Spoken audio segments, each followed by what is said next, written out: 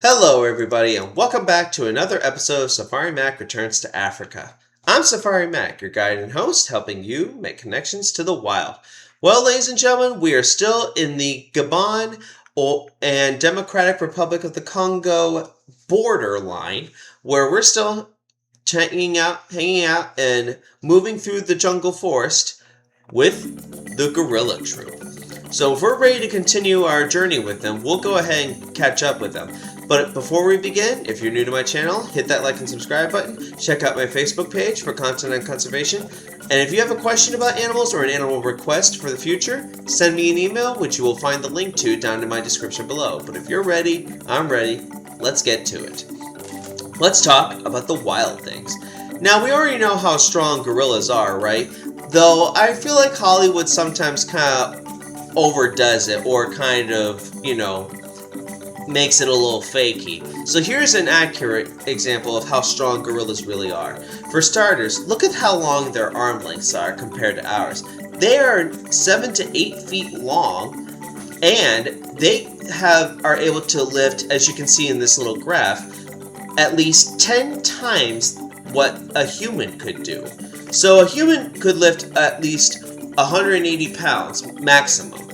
The gorilla, at least 1,800. Can you imagine if you had that arm strength size for your own to be able to do all that? Talk about needing a bench press at the gym. Now, because of their rainforest habitat, you might think it might have been difficult for scientists to study these magnificent animals, but not necessarily. Just like how Jane Goodall had studied chimpanzees and used special features as well as special personalities of how each chimp was different. Not only are gorillas different in personalities, some are a little aggressive, some are more gentle, some are shy, some are timid. Another special key feature has actually been in their nose prints. So take a look at these gorillas here. As you can see, just like our human fingerprints, no two gorillas have the exact same nose print. So this has been extremely helpful for biologists studying them out in the field. Now, of course, you might think we have known them since the beginning of time, but those living in Africa probably did. But it wasn't until the late 1850s, at least 1856 to 1859, when explorer Paul du Chaillu actually was the very first Westerner to see a gorilla alive. And as a result, in 1861, he surprised the United Kingdom by bringing back, unfortunately, dead specimens. But this was our proof of learning, hey, gorillas in fact actually existed. Now, of course, if you have seen my previous episode, if you've seen my Safari Mack special on famous gorillas, I've mentioned to you how back then we had always viewed gorillas as monsters, right? That's just because we didn't learn or know anything about them yet. Not like what we know of today. But still, you can't change the past. And in fact, another pretty wild thing about gorillas in general, it wouldn't be until 1902 when this German explorer and army officer, Captain Robert von Beringe, discovered the mountain gorilla in the Virunga mountain ranges of East Africa. And as if that wasn't wild and crazy enough, the gorilla was actually the next to last primate to be able to fully have its genome sequenced. Can you imagine that? So it seems like, oh wait a minute, we're just mapping its genetics. This has actually been kind of helpful, especially for paleontologists and archaeologists, in trying to help us discover our own past on this planet.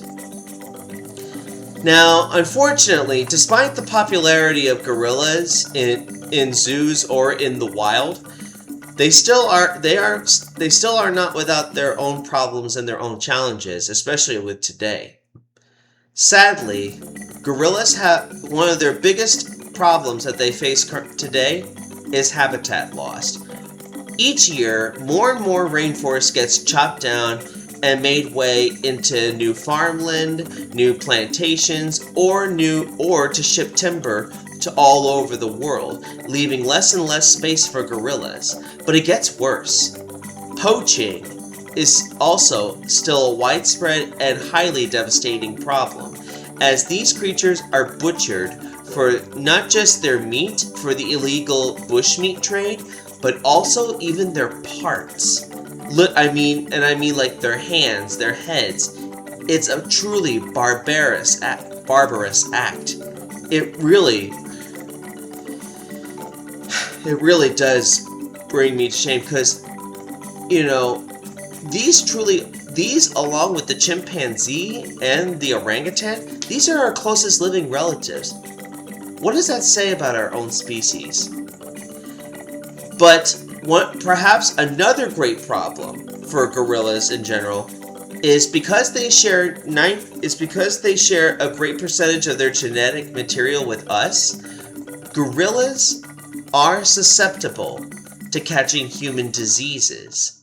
Meaning, if we were to sneeze, unlike at the zoo where they could get medicine from the vet, wild gorillas don't really have access to modern medicines, and as a result, a number of them will die.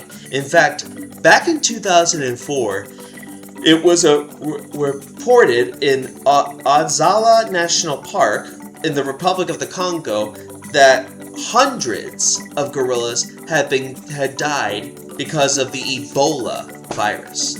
That's right, the Ebola virus did kill a number of gorillas. Thankfully, though, we are taking extreme measures into keeping the species safe from extinction and from becoming even further endangered, though right now at this point, they're already critically endangered. At least all the species are. But there are ways that we are helping gorillas. See, gorilla conservation relies on daily tracking and targeting poachers, campaign, political pressure, and habitat protection. That's what's helping the world's gorillas today. And of course, if you're going to have effective conservation, you need to have science to back up your research.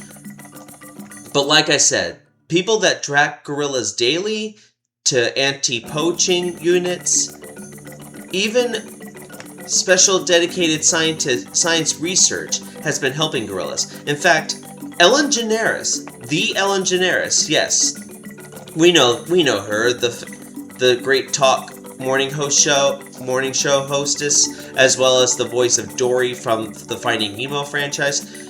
She actually once did a big donation that led to the creation of the Ellen DeGeneres campus of the Dian Fossey Gorilla Fund, all as a way to pay special tribute to the primatologist Dian Fossey, who helped us uncover the truth about gorillas.